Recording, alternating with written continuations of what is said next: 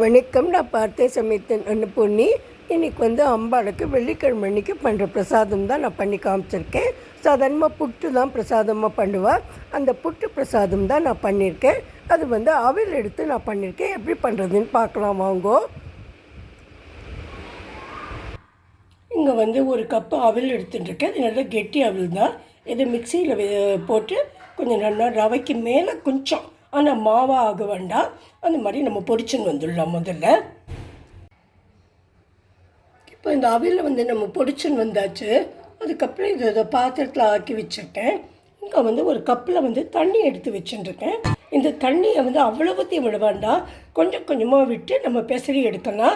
நம்ம இந்த புட்டு பண்ணும்போதெல்லாம் பெசருவோம்ல, அது மாதிரி. அதாவது அதை நல்லா நம்ம பிடிச்சாக்கா பிடிக்க வரணும், விட்டாக்கா உதிர்ந்து போனோம். அந்த அளவில் ஸ்பூனை எடுத்துட்டு கொஞ்சம் கொஞ்சமாக தண்ணியை விட்டு இதை பெசரி வச்சுக்கலாம். உங்களுக்கு ஒரு வேளை வேணும்னா நீங்கள் கொஞ்சம் மஞ்சப்பொடி வேணாலும் போட்டுக்கலாம். ஏன்னா அரிசி புட்டுக்கு மஞ்சப்பொடி போடுறது உண்டு. நான் யூஸ்வலாக இந்த அவில் புட்டுக்கு போடுறது கிடையாது. நீங்கள் வேணும்னா போட்டுக்கலாம். இப்போ தண்ணியை கொஞ்சம் கொஞ்சமாக விட்டு நான் பெசரி எடுத்துக்கிறேன். அதுக்கப்புறம் இந்த எவ்வளோ அவில் எடுத்தோமோ அதே அளவு வெல்லத்தை எடுத்து நம்ம பாகாக காய்ச்சணும். அதுதான் அடுத்த ஸ்டெப்பு. முதல்ல இதை பெசரி நல்லா டைட்டாக அடியில் ஆக்கிட்டு ஒரு தட்டு போட்டு மூடி வச்சுட்டு நம்ம பாகு பதத்துக்கு போகலாம். இப்போ நம்ம இந்த மாதிரி பெசரி வச்சுருக்கோம். இதை கொஞ்சம் நல்லா அழுத்தி உள்ளே வச்சுட்டு ஒரு தட்டை போட்டு மூடிடலாம். இப்போ நான் ஒரு தட்டை போட்டு இது மூடி வச்சுட்டேன். அதுக்கப்புறமா நம்ம வெள்ளைப்பாகு பண்ண போயிடலாம். நம்ம ஒரு கப்பு அவில் எடுத்ததுக்கு அதே அளவில் ஒரு கப்பு வெல்லம் எடுத்துக்கலாம். அதாவது நான் இந்த கப்பில் ஃபுல்லாக அவில் எடுத்துக்கல, இந்த மாதிரி கொஞ்சம் கீழே தான் எடுத்துட்டேன். அதே அளவு வெல்லத்தையும் நான் எடுத்துட்டுருக்கேன். இதே கப்பால் 1/4 கப்பு அளவு நம்ம தண்ணியை எடுத்துட்டு அதை முதல்ல அடுப்பில் கொதிக்க வைக்கலாம். இப்போ தண்ணி விட்டுட்டேன். இப்போ தண்ணியும் விட்டாச்சு. அதுக்கப்புறம் அந்த வெல்லத்தையும் போட்டிருக்கேன். இது முதல்ல வெல்லம் நல்லா கரைஞ்சப்புறம் கொதிக்க ஆரம்பிக்கும். இந்த பாகு பதம் எப்படி வரணும்னா உருட்டு பதமாக வரணும். ஆனால் கல் மாதிரி டொம்முன்னு கீழே போட்டால் சத்தம் கேட்குற மாதிரி சிலதுக்கு நம்ம எடுப்போம் இல்லையா, அந்த பதம் வேண்டாம்.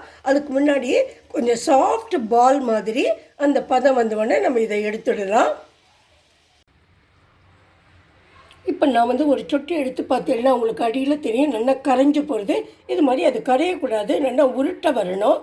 அந்த பதத்துக்கு இன்னும் கொஞ்சம் கூட நம்ம சூடு பண்ணிவிட்டு எடுத்துடலாம். இப்போ பார்த்தீங்கன்னா இது உருண்டியாகவே இருக்குது, நல்ல சாஃப்டாகவும் இருக்குது. இது பதம் ரெடி ஆகிடுத்து. நம்ம இந்த அவில இந்த பாகில் கொட்டிடலாம்.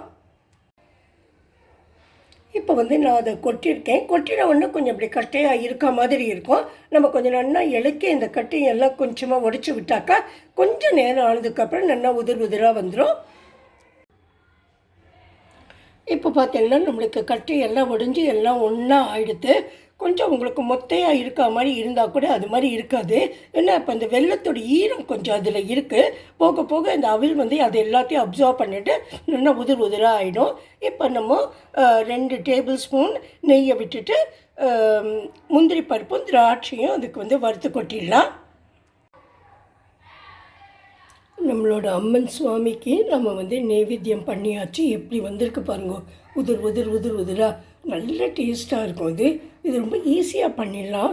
அரிசி புட்டை விட இது ரொம்ப ஈஸி. கொஞ்ச நாளாகவே நான் இது தான் பண்ணிட்டுருக்கேன் சுவாமி நைவேத்தியத்துக்கு.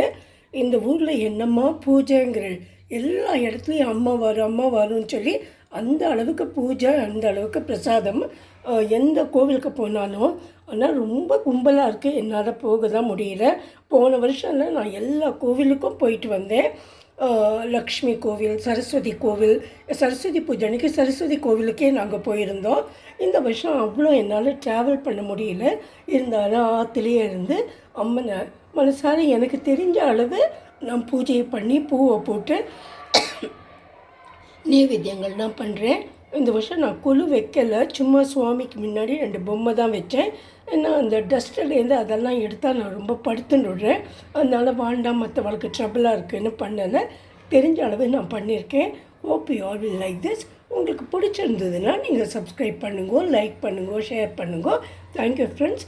எல்லோரும் சந்தோஷமாக இந்த நவராத்திரியை கொண்டாடி அம்மனோட அருளை எல்லாரும் பெற்று சகல சௌபாகியங்களும் பெற்று இருக்கணும்னு நான் வேண்டிக்கிறேன். Thank you friends. I will meet you in my next video. Thank you.